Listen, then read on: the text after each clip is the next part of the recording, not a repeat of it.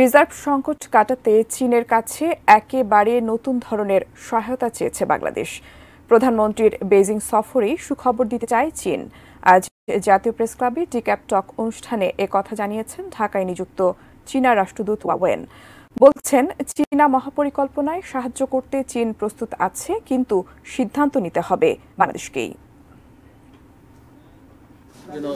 প্রধানমন্ত্রী শেখ হাসিনার বেইজিং সফর শুরুর 4 দিন আগে দেশের কূটনীতি বিষয়ক সাংবাদিকদের সংগঠন ডিক্যাবের সদস্যদের আমন্ত্রণে জাতীয় প্রেস ক্লাবে ঢাকায় দায়িত্বরত চীনের রাষ্ট্রদূত বললেন, প্রধানমন্ত্রীর এই সফরে দুই দেশের সম্পর্কের আগামী 5 বছরের ব্লুপ্রিন্ট তৈরি হবে। শেখ হাসিনার সফরকে চীন দেখছে পারস্পরিক বিশ্বাস বাড়ানোর সুযোগ হিসেবে। রাষ্ট্রদূত বলছেন, শুধু দুই দেশের উন্নতি না, এই সফরের গুরুত্ব আঞ্চলিক ও বৈশ্বিক স্থিতিশীলতার জন্যও গুরুত্বপূর্ণ। Our cooperation not only benefit to our two peoples, but benefit for the regional and international. বাংলাদেশের মানুষের আগ্রহ তিস্তায়। এর আগে বাংলাদেশের প্রস্তাবেই তিস্তা নদী ব্যবস্থাপনা নিয়ে প্রাথমিক কাজ করেছিল চীন। এরপর বাংলাদেশ আর বিষয়টি নিয়ে এগিয়ে আসেনি।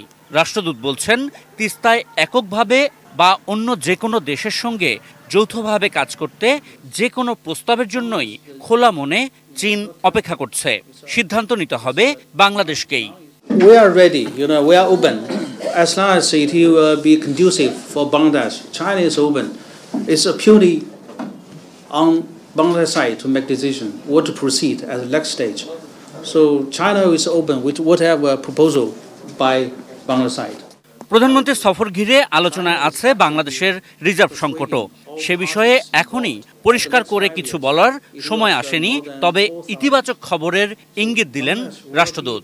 For the reserve, we do talk about these issues, and we do have some new proposal from Bangladesh, and I should say it is very new for both of us. Some initiative we never come across before, but China, we are open. Whatever China can do, will do, as for the request from Bangladesh side. So let's see, hopefully we can make some breakthrough in this regard. মিয়ানমারে যুদ্ধাবস্থার কারণে রোহিঙ্গা ফেরতের ত্রিপক্ষীয় প্রক্রিয়া আপাতত বন্ধ। রাষ্ট্রদূত বলছেন, সেখানে শান্তি ফেরাতে সব পক্ষকে নিয়ে রাজনৈতিক সমাধান খুঁজছে চীন। ততদিন রোহিঙ্গাদের ফেরার বাস্তবতা দেখছেন না রাষ্ট্রদূত। So we are working to bring them together, to sit down, to talk for a political settlement. Ashikur Rahman Apu, ATN news, Dhaka.